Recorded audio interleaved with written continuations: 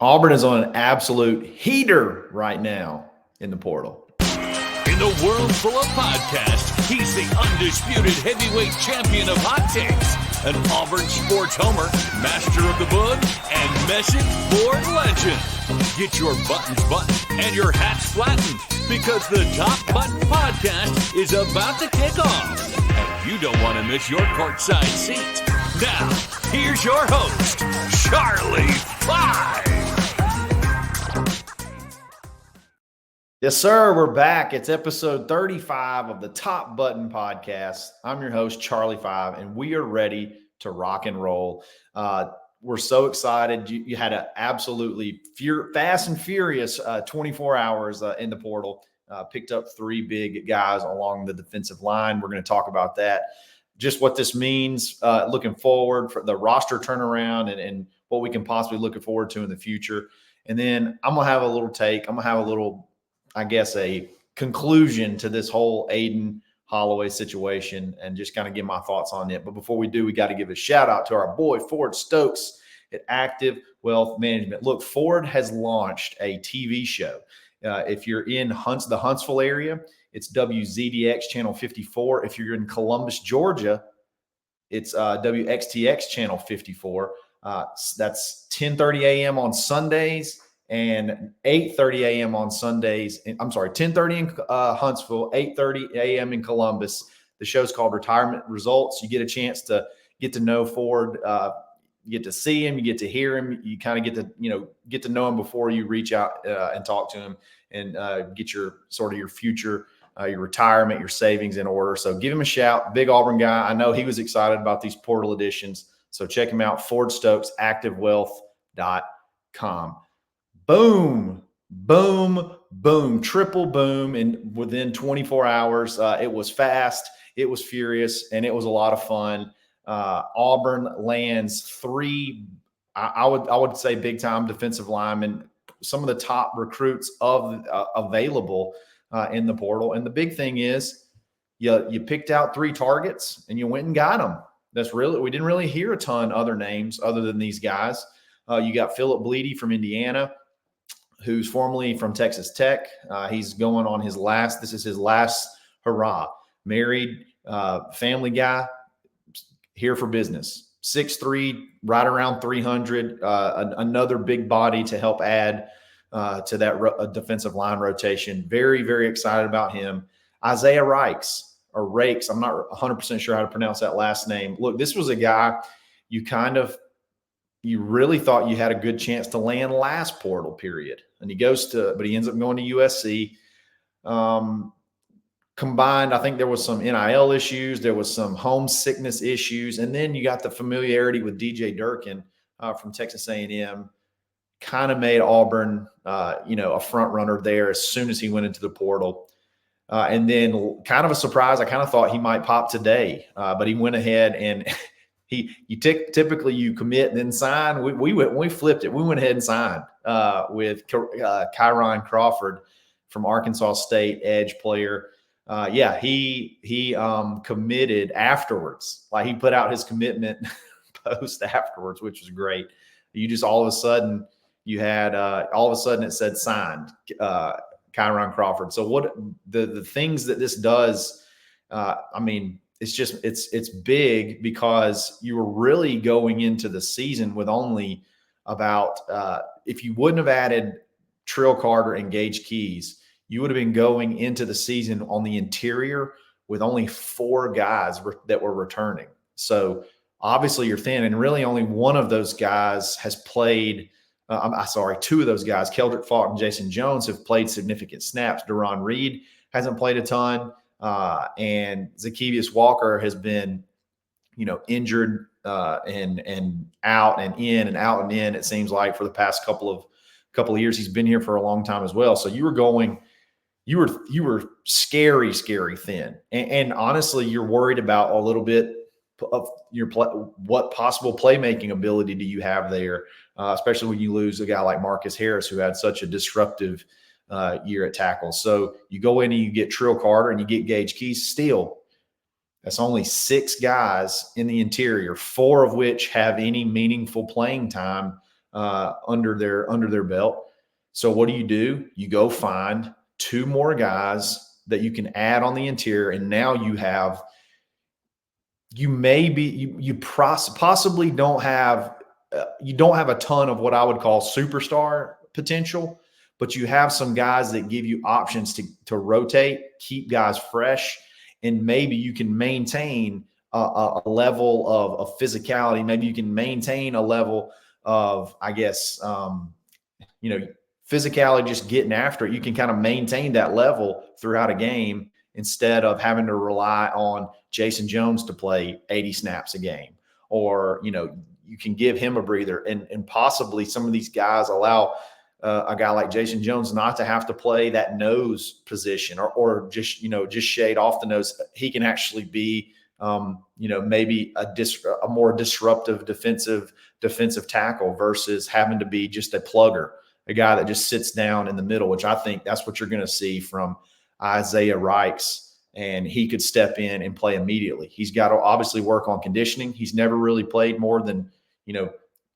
25 or 30 snaps in a game. Those snaps are typically very, very good reps. He always ranks at some of the highest in Pro Football Focus as far as like run stopping plays and things of that nature. And that Auburn was not a very good at times run stopping defense. So to be able to add somebody like that can sit down in the middle of that line and you can't move him, just be an absolute mountain of a man.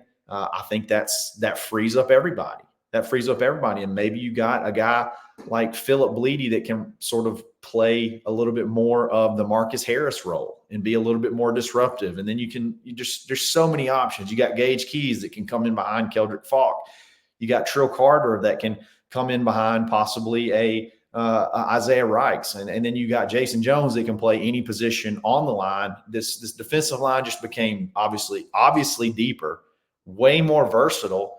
And I think the amount of bodies, if you can figure out the rotation, I don't know if y'all remember back in, I think it was 2013, we had this, I think it was Ellis Johnson. I know we joked about him a little bit. He ended up falling off. But one thing he could do, and I particularly remember it in the Texas A&M game, is having a constant rotation of guys. Like it's like a in and out, and they kept dudes fresh and kept guys being able to be disruptive. If you can kind of develop something like that, that may be something that can benefit this team moving forward. Again, you may lack.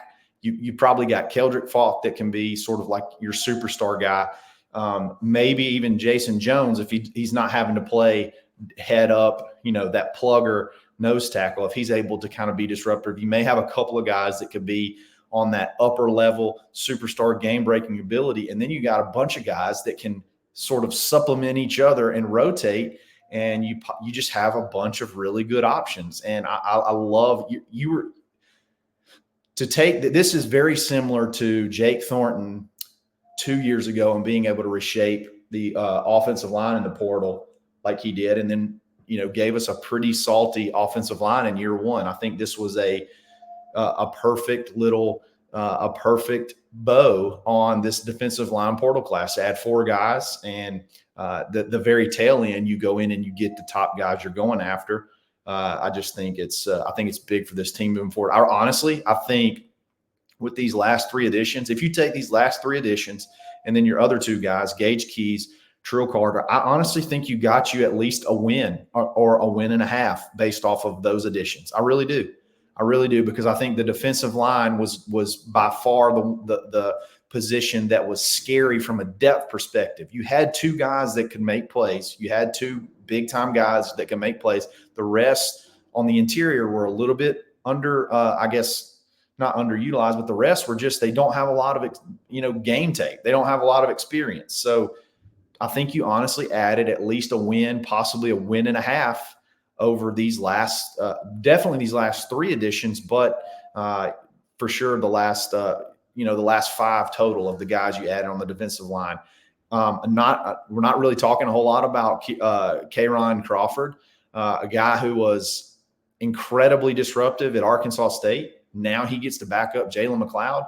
You basically had Jalen McLeod and then freshmen which they're good freshmen. They're guys that are going to play.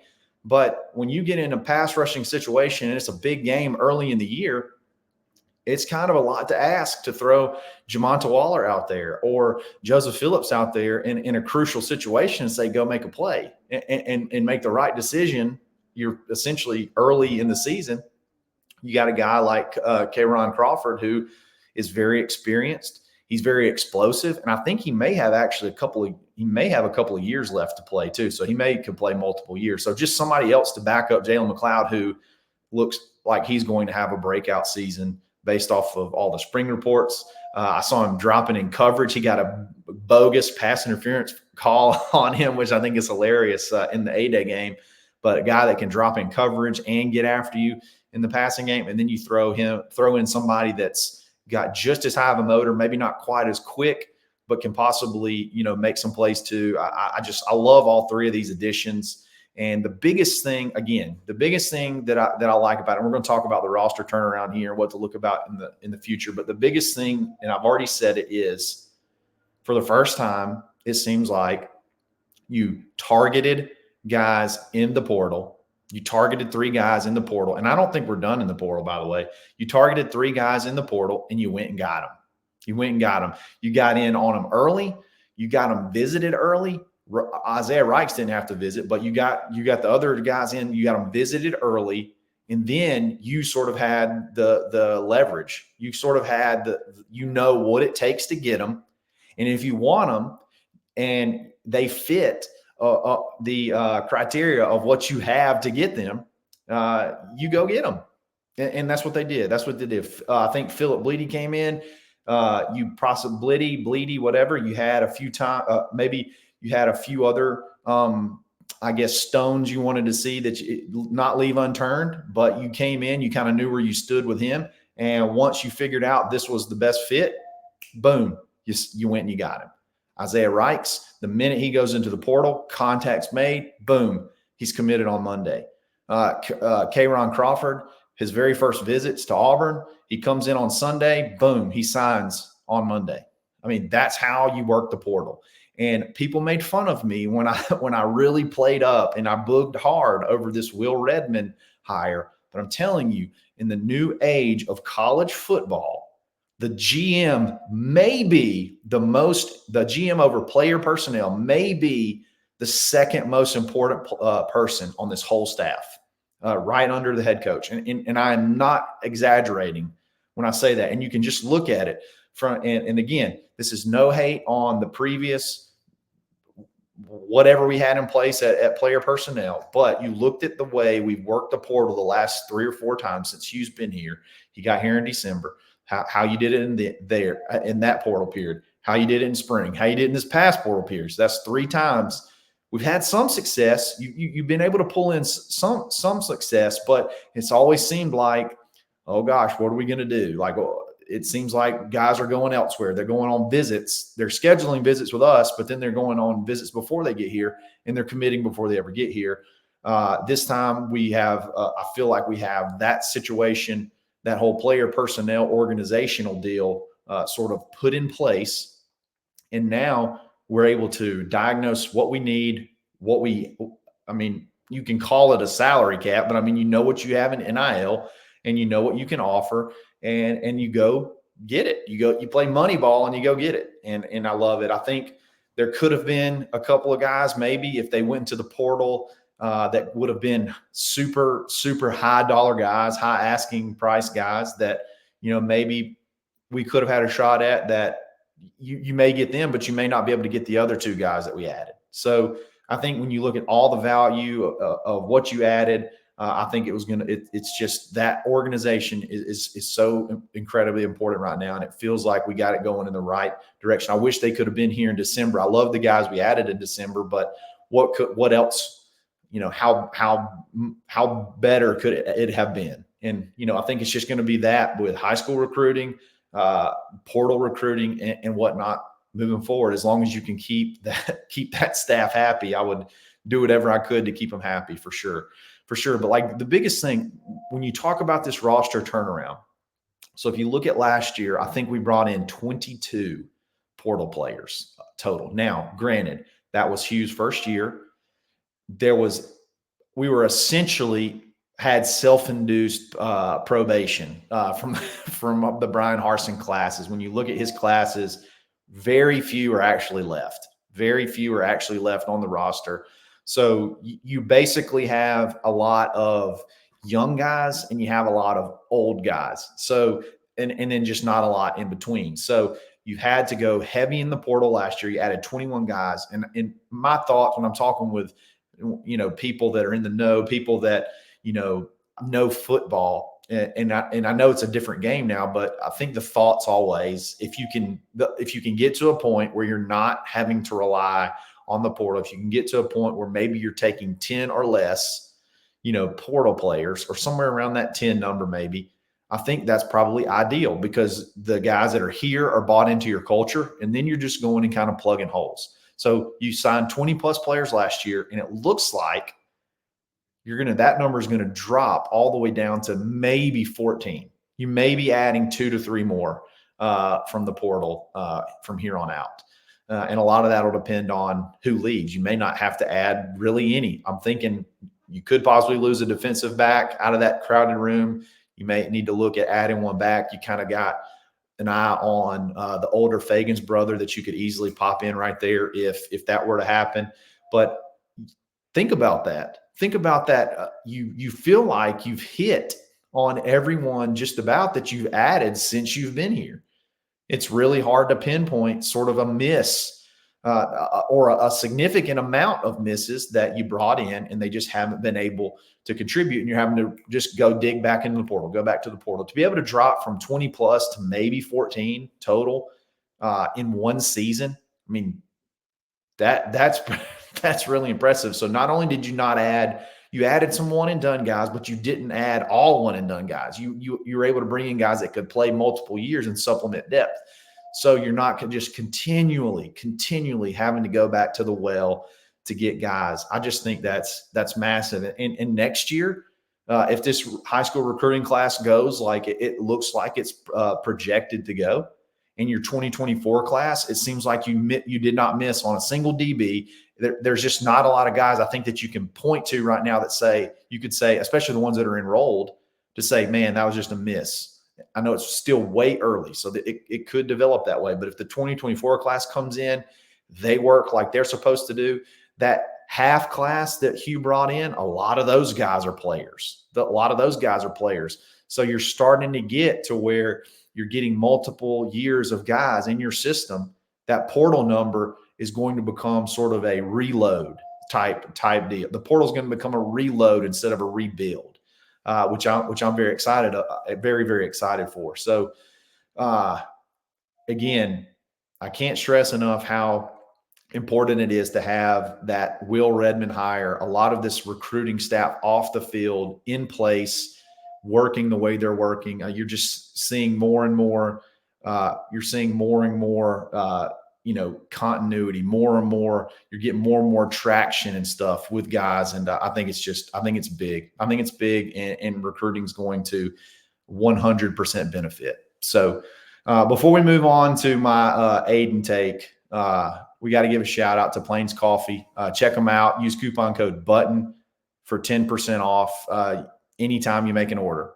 They have a little bit of something for everyone. Any kind of roast that you can imagine, they got it. And if you don't like coffee, they got teas too. So make sure you check them out. It's plainscoffee.com. Use coupon code BUTTON to take 10% off. All right, look, I'm not one to really get personal, or I don't really like. It's cringy to me to see Twitter to like attack a kid going in the portal and things like that.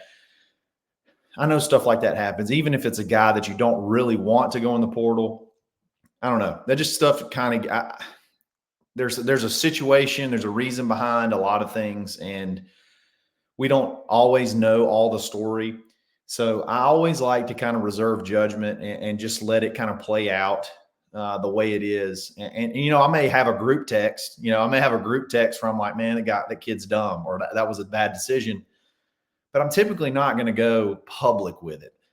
because I just don't know that it all the time it's 100% fair. We've had a couple of guys go in the portal that I've seen some stuff on Twitter that sort of rubbed me the wrong way, like Wesley Steiner going into the portal, and a lot of people sort of being ugly on Twitter about it, especially Auburn fans, almost essentially celebrating. I'm just like, why? That's so tacky. The same thing with Coy Moore. Coy Moore hasn't even gone in the portal yet, but some bozo put something out there that he either wished he wanted to go into the portal, or he was going into the portal, or he needed to enter the portal. And I just think stuff like that is just, I don't know. It's just not me. I'm just not. I just don't necessarily. I don't typically get into that. I think that's sort of. I don't know. I'm just not a big fan of that. But this Aden Holloway situation rolled around, and I tried to be quiet about it. I know that it's pretty clear that for a McDonald's All-American, there was a lot of expectations that he just either doesn't have really the ability to fulfill, or he just wasn't ready. So it was clear that if you wanted to be able to be competitive beyond winning the SEC, I mean, it was incredible that we did win the SEC tournament. We were finished second overall in the standings in the SEC. All of that's awesome. All that's great. But guards win championships. So being able to make a run in the NCAA tournament, I think it's pretty clear you got to be able to have competitive point guards. And I'm talking, borderline elite. So I think Bruce was very clear that we've got to go find somebody. I don't think we can roll this out there again and just hope that they just get better. I just don't know that you can trust it, for a whole season again. So he goes out and he was very, very, I don't think it was a secret. I don't think it was anything other than it is what it is. You can still compete. If you beat him, you beat him. And that's another thing Bruce has shown. People act like the point guard minute split and the 2-guard minute split is like this philosophy of Bruce, and it's not. You go look at all the point guards that have played for him since he's been at Auburn. The only one that's played averaged under 30 minutes a game was Wendell Green, and Wendell still averaged like 28 minutes a game. So it's not like it's a thing where he just plays a point guard 20 minutes a game. No, if you're elite, he's going to play you. Aden against Baylor played nearly 30 minutes in that game, and he was hot. He was hot. I think he scored damn near 30 points in that game. Hit a bunch of threes, and he did everything he possibly could to say, Aden, take it. I'll give it to you. You can play 30 minutes a game, but minutes don't make you better. You get better and you earn more minutes. And then, as the season went on, sort of the book, so to speak, was out on Aden, and he struggled. He struggled as a freshman might. I get it. He's undersized, number one. He's not mega athletic from a quick twitch standpoint, but at times he's been an unbelievable shooter. I think in high school and in AAU, he was an unreal three-point shooter. But for whatever reason, that shot got worse and worse and worse as the season played on, and his minutes dropped in relation to it. So again, could he have gotten better this year? Absolutely. He could have figured out his shot, and he probably could have been a decent player. I think he's limited in being able to get to the basket. I do. I don't know that that's something that is a developmental thing. I think it's more of an athletic ability thing, but he could have figured out his shot, which would have created some space and made it easier for him to get to the basket and get fouled, because he just never did. He barely could get to the basket. He couldn't finish when he got there. And then he, obviously couldn't get to the line, which is a big thing of being a point guard. So I say all that. He goes into the portal, and I'm thinking, that stinks. It feels like it's probably early, but there may be more to the story. And then it starts to come up that he's going to go to Alabama. Still, I'm not necessarily worried about that. I'm looking at it like, okay, how much better could he possibly be than Mark Sears? So I don't see that ever happening. So if Aiden were to go to Alabama, I think that possibly could be a plus from Auburn from a game planning perspective. So still didn't say anything. He commits to Alabama. I don't care. It's good for him. Maybe he found a better NIL situation from the standpoint of maybe not they outbid us, but maybe it was like, hey, look, we can't continue to do this.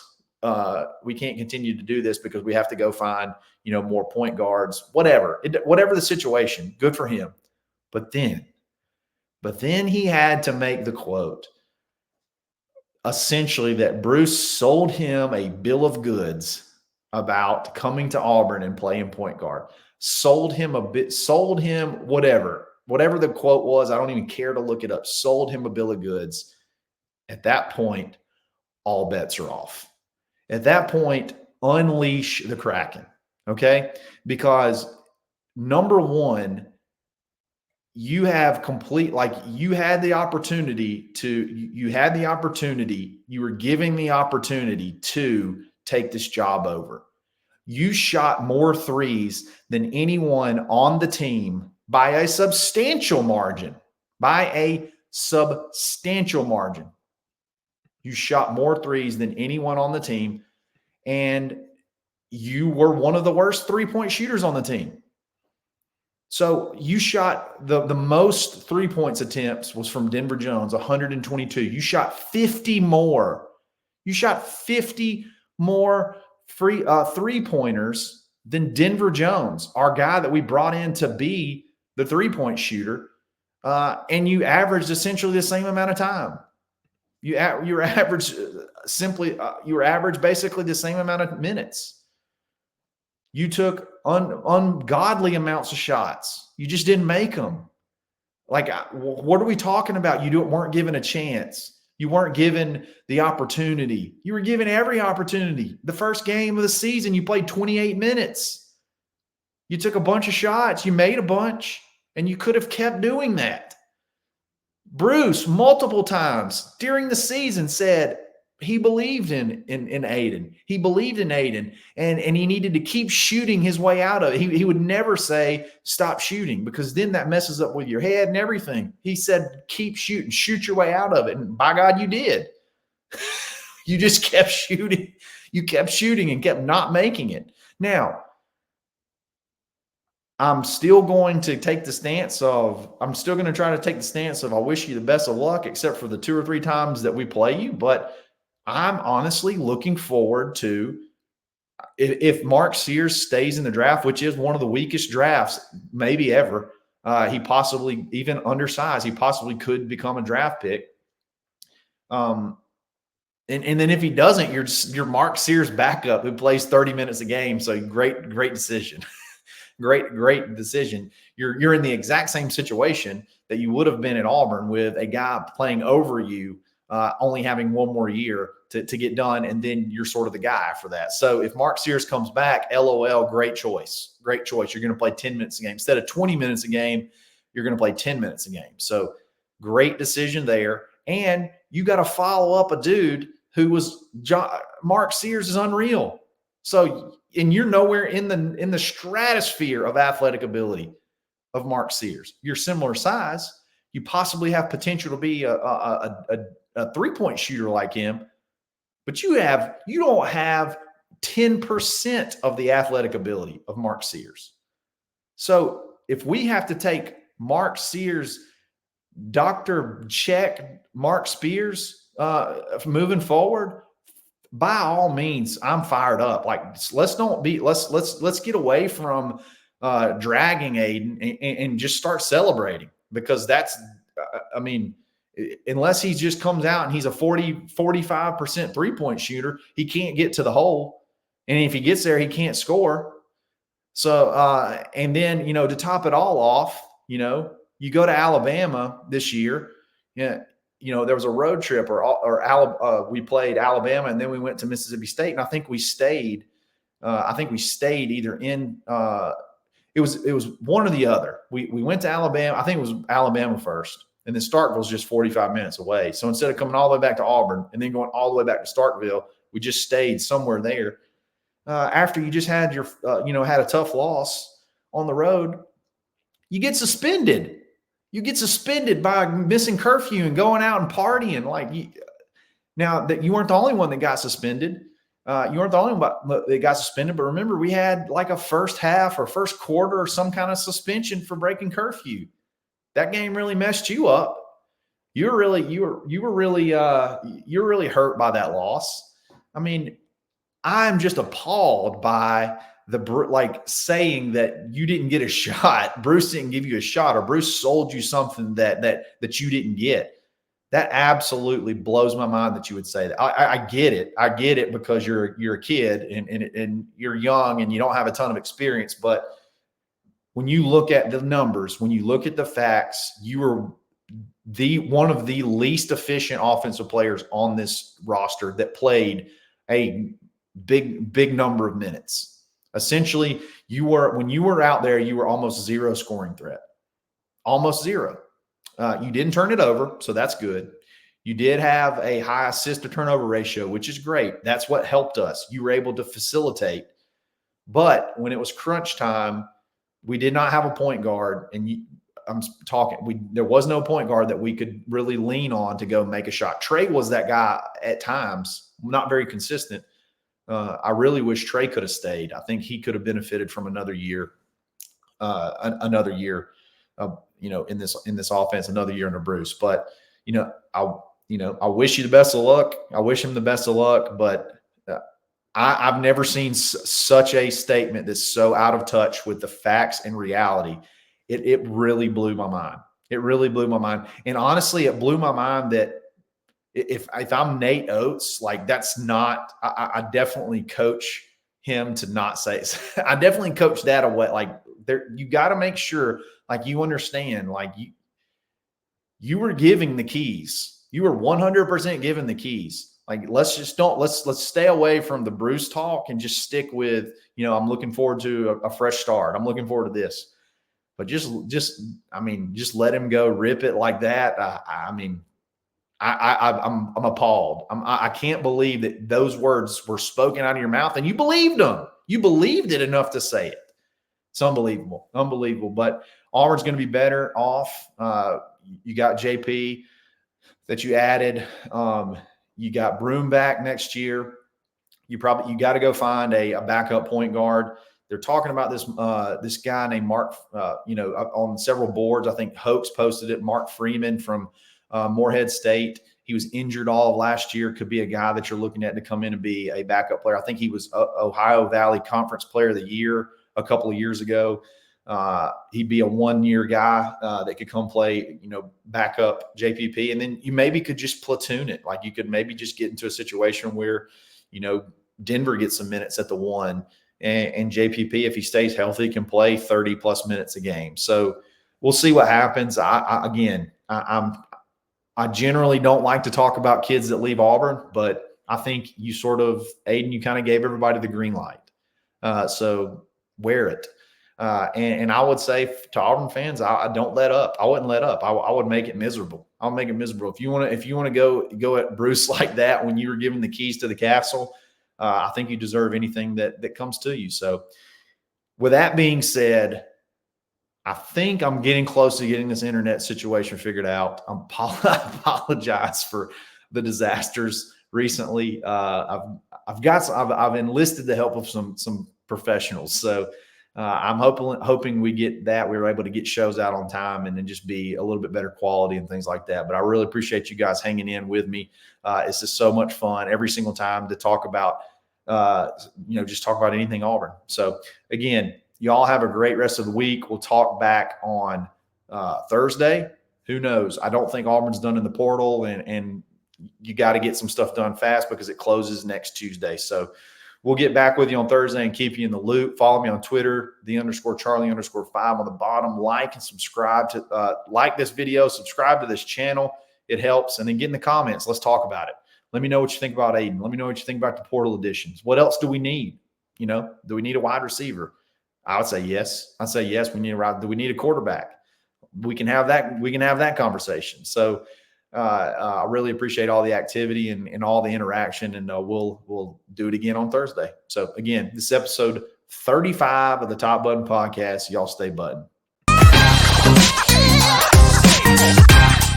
Thanks for listening and drive home safely.